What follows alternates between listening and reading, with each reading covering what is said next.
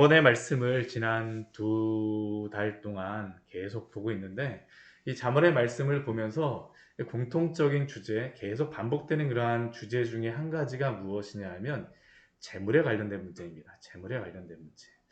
사실 재물에 관련된 그러한 문제, 돈에 관련된 문제는 아무리 신앙인이라 할지라도 여기서 벗어나서 살아갈 수 있는 사람은 없습니다. 정말 우리가 뭐 동굴을 파고 들어가고 그 안에서 살아간다. 뭐 예전에 초대교부 같은 경우는 정말 동굴 같은 데 들어가고 살게 되면 어떠한 사람들이 먹을 것들을 갖다 주고 해갖고 뭐 높은 곳에 가서 내려오지도 않고 그 위에서 계속적으로 있었던 그러한 삶을 살아가고자 하는 그러한 게 아니라 그러면 실제로는 우리가 이 재물의 문제와 관련해서 돈의 문제와 관련하여서 이거 벗어날 수가 없죠.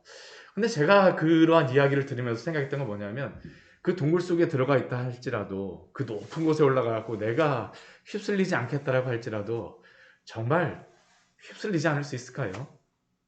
사실은 이 재물에 관련된 문제는 단순히 재물에 관련된 그러한 문제가 아닙니다.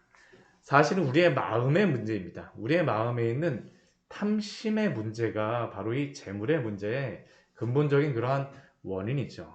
이 마음으로 그 재물을 원하기 때문에 이 탐심의 문제는 그래서 그 아주 쉬운 문제가 아니에요. 그냥 재물에 관련된 문제라면 우리가 어떻게 할 수 있다 그러지만 사실 우리의 마음 속에서 나오는 문제이기 때문에 이게 쉬운 문제가 아닙니다. 오늘 그 잠언 28장 19절부터 28절까지의 그런 말씀은 재물과 특히 우리의 잘 보면 우리의 탐심에 대한 것을 말씀하고 있는 게 바로 오늘 우리가 읽었던 그러한 말씀입니다. 우리 19절 말씀을 보게 되면 자기의 토지를 경작하는 것은 먹을 것이 많으려니와 방탕을 따르는 자는 궁핍함이 많으리라고 말씀하십니다. 자기의 토지를 경작하는 자, 성실한 사람입니다. 아침에 일찍 일어나는 새가 벌레를 잡는다라는 그러한 것을 제가 예전에 고등학교 때 성문 종합영어인가요? 앞에 거기 딱 나온 걸 보고 나서 이런 경우가 있구나 하면서 열심히 영어 공부해야 되겠네 그랬었는데 사실은 그것은 뭐 모든 나라의 그러한 속담 가운데 있죠. 성실하게 살아가는 그러한 사람. 특히 하나님이 우리에게 주신 그러한 영역들이 있습니다. 이 토지라고 하는 것은 이스라엘의 토지라고 하는 것은 사람이 돈을 주고 살 수 있는 것이 아니에요. 누가 주시는 것이냐면 하나님이 주신 것입니다. 여호수아 말씀에도 보게 되면 앞부분은 이스라엘 백성들이 들어가서 땅을 정복하는 말씀이고요. 그 뒤에 있는 반 뒷부분은 무엇이냐면 이스라엘 백성들에게 그 땅을 나누는 말씀입니다. 하나님이 주신 땅입니다. 그 땅에서 열심히 경작하고 소출을 얻어내는 것은 우리의 기쁨일 뿐만 아니라 하나님이 주신 또한 지혜로운 사람이 살아가는 방식입니다. 이러한 성실한 삶을 통하여서 부유하게 되고 또한 그 삶에서 성실하게 행함으로 말미암아 하나님이 복 주시는 것들을 누리는 것은 결코 죄가 아닙니다. 하나님이 이 재물에 대하여서 우리가 잠언의 말씀을 잘 보게 되면 재물 자체를 죄라고 말씀하지 않아요. 근데 무엇이 이 죄와 관련돼 있을까요? 우리 자기의 토지를 경작하는 자는 먹을 것이 많다라고 하지만 뒤에 보게 되면 방탕한 자도 부자입니다. 무엇으로 부자가 될까요? 궁핍함으로 부자가 된다라고 말합니다. 자기의 토지를 경작하는 성실한 자는 먹을 것이 많은 그러한 부자가 되지만 방탕을 따른 자는 궁핍함으로 부자가 될 것이라는 겁니다. 우리 여기서 나오는 이 방탕함을 보게 되면 뭐 그냥 세상에 나가서 여러 가지 많은 일들을 한다라고 뭐 나쁜 일 뭐 여러 가지 그 죄악된 것들 헛된 것들을 따른다라고 하지만 이 방탕의 그러한 본래적인 그러한 의미는 뭐냐면 비어 있다는 그런 의미입니다. 그러니까 이 방탕을 따르는 것은 무엇이냐면 아무것도 아닌 것을 어떻게 하는 걸까요? 전부인 것처럼 생각하고 살아가는 사람이 바로 방탕을 따르는 자죠. 결국 이 사람은 어떠한 사람이겠습니까? 마음이 탐심을 따르고 있다라는 겁니다. 아무것도 아닌 것을 따라가는 이유는 무엇이겠어요? 마음에 그것이 좋게 보이기 때문이죠. 마음에 좋게 보이기 때문입니다. 그런데 아무것도 텅 빈 그것을 따라가는 그 결론은 무엇일까요? 궁핍함이 많으라는 겁니다. 궁핍함이 많으리라. 우리 뒤에 나오는 그러한 말씀도 유사한 말씀입니다. 충성된 자는 복이 많아도 하나님이 우리에게 그 주신 그러한 여러 가지 일들이 있습니다. 우리가 예배를 드린다라고 할 때 우리의 일주일간의 삶을 본다면 우리의 삶은 무엇으로 정의할 수 있을까요? 예배의 삶입니다. 우리의 인생 전체도 예배의 삶입니다. 우리 주일에는 어떻게 예배를 드릴까요? 함께 교회에 나와서 공예배로 하나님을 예배하는 것입니다. 우리 새벽 예배도 그렇습니다. 우리 새벽에 일찍 일어나서 이곳에서 예배하는 것은 무엇일까요? 하나님을 함께 공적으로 예배하는 것입니다. 근데 이 공적인 예배가 끝나고 나면 그 다음에 우리의 삶은 무엇으로 이어질까요?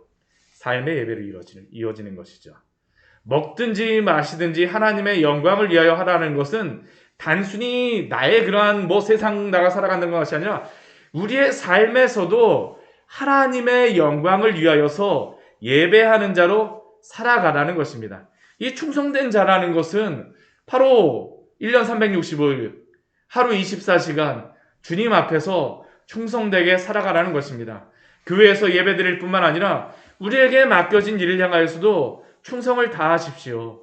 하나님이 주신 그러한 일로 생각을 하고 그것을 사랑하며 열심히 행하세요. 그러한 자에게 하나님이 어떻게 하시겠습니까? 복을 주신다라고 말씀하십니다. 우리 공적인 예배를 사모하며 나오는 자에게는 무엇으로 복을 주실까요? 하나님으로 부유하게 하시죠. 말씀을 사모하는 자에게 말씀을 주시는 게 하나님의 그 뜻이 아니겠습니까? 기도하며 하나님과 교제하고자 하는 자에게 항상 주님이 그 기도의 그러한 줄을 붙잡아 주시는 줄 믿습니다. 또한 이 세상에서도 하나님이 우리에게 맡겨주신 일들에 대해서 충성하게 되면 하나님이 그것으로 인하여서 또 세상적인 것들도 또 풍족하게 살아갈 수 있는 방법들을 우리에게 허락하여 주세요. 그러나 탐심은 무엇일까요? 속히 부하고자 하는 것이죠.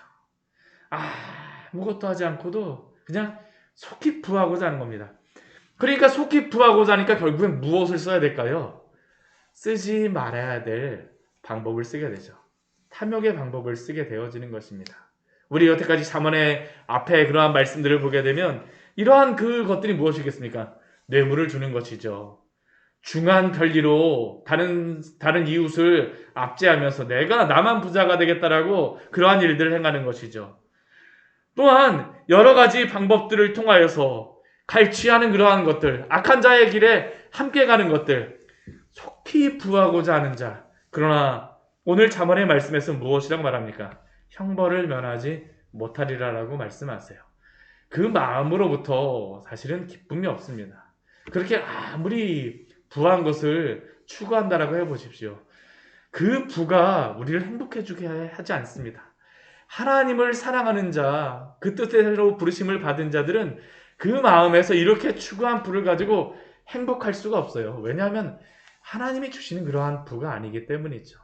그 마음으로부터 하나님이 그 여러 가지 것들을 죄책감들이라든가 여러 가지 그러한 것들을 주시고 또한 이 세상에서도 그렇게 하게 되면 사람들이 인정하지 않습니다. 악한 부자들 사람들 좋아하지 않잖아요. 또한 하나님도 어떻게 하실까요? 하나님이 그렇게 해서 부자 되어졌다라고 우리 칭찬하지 않으세요. 오늘 내일 너를 데려가게 되면 그 부가 무슨 소용이 있느냐라고 예수님이 말씀하지 않으십니까? 이 속히 부하고자 하는 그러한 사람들이 쓰는 방법이 21절에 나와 있죠. 첫 번째는 무엇입니까? 사람의 낯을 보아주는 것입니다. 나에게 이익이 되는 사람들은 어떻게 할까요? 잘 대해주는 것이죠. 나의 이익에 따라서 이리저리 막 여러 가지 사람들 낯을 보아주고 또 무엇을 방법을 쓰니까 한 조각 떡만 어디 받아 먹겠습니까? 한 조각 떡이 조금 지나고 나면 무엇이 됩니까? 두 조각 떡이 되고요. 그 다음에 상자로 다 오지 않으면 받지도 않습니다. 그 다음에는 이제 떡이 아니죠. 금덩이, 은덩이 여러 가지 것들을 추구하는 이러한 뇌물의 그러한 문제들 하나님이 기뻐하지 않으세요.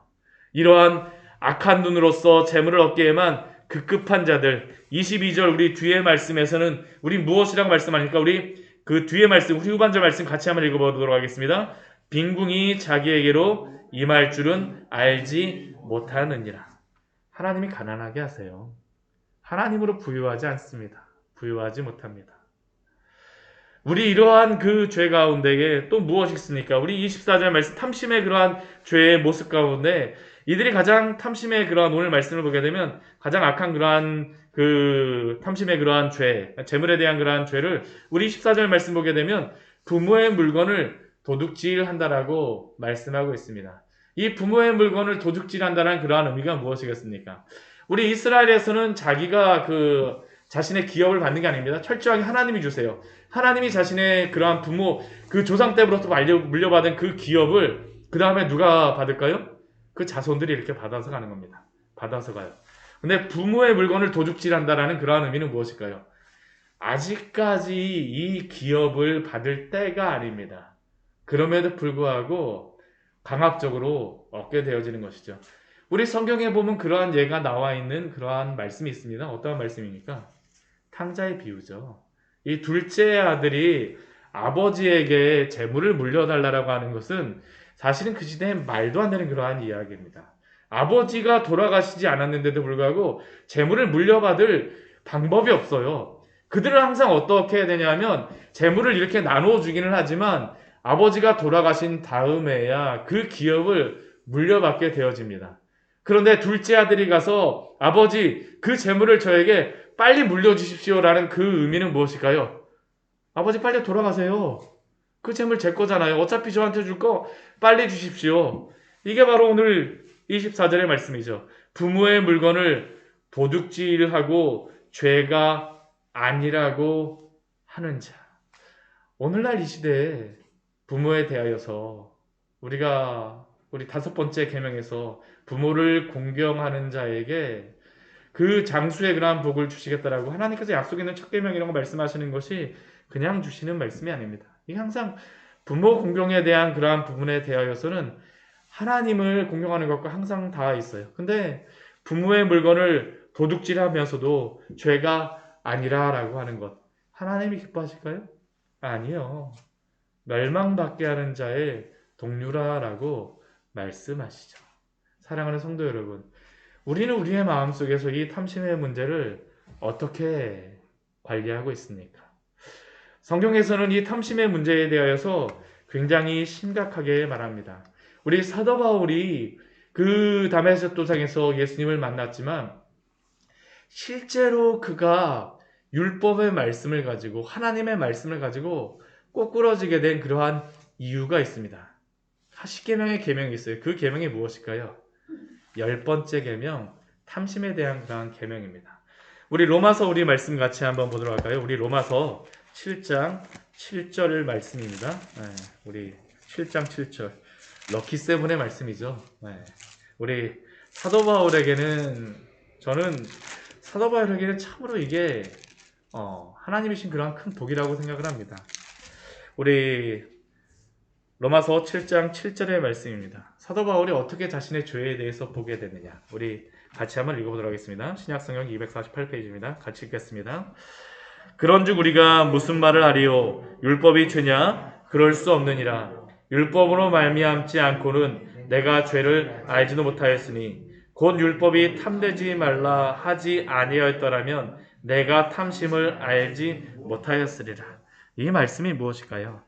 사도 바울은 자신이 생각하기에 자신은 죄가 하나도 없는 사람이라고 생각을 했어요. 그러니까 어떻게 할까요? 돌을 가지고 다니는 것이죠. 다른 사람 붙잡으러 다니는 것입니다. 아니 저 죄인들 하면서 돌 던지러 다니죠.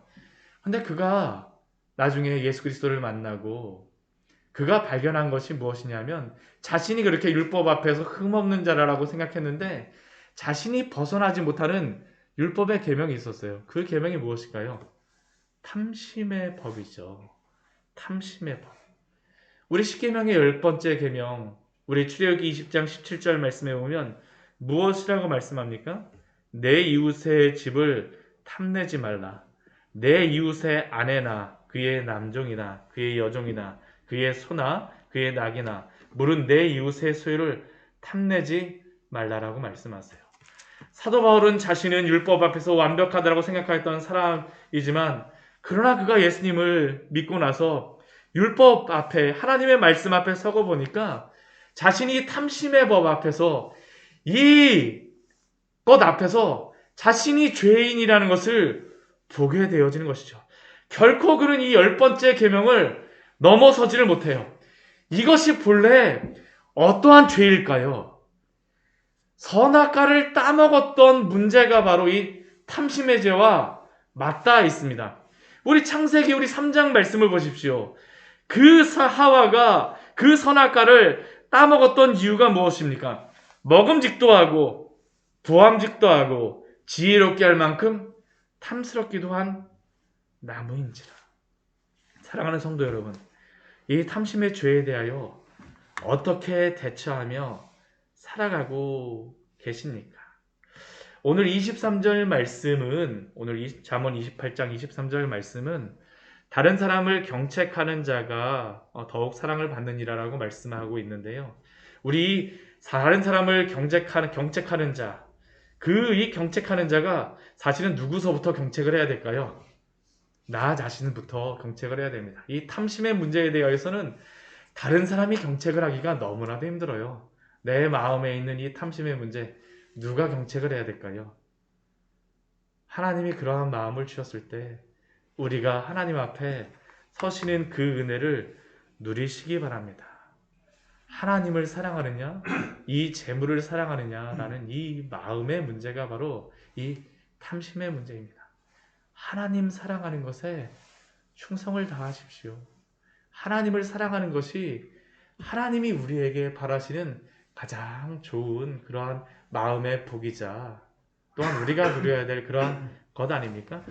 오늘 뒤에 말씀에 보게 되면 이 탐심의 그러한 문제를 이겨낼 수 있는 그러한 몇 가지의 것들을 우리에게 말씀하여 줍니다.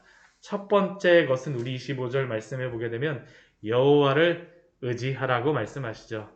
욕심이 많은 자는 다툼을 일으키나 탐심이 많은 자는 다툼을 일으킬 수밖에 없지만 그러나 누가 풍족하게 됩니까?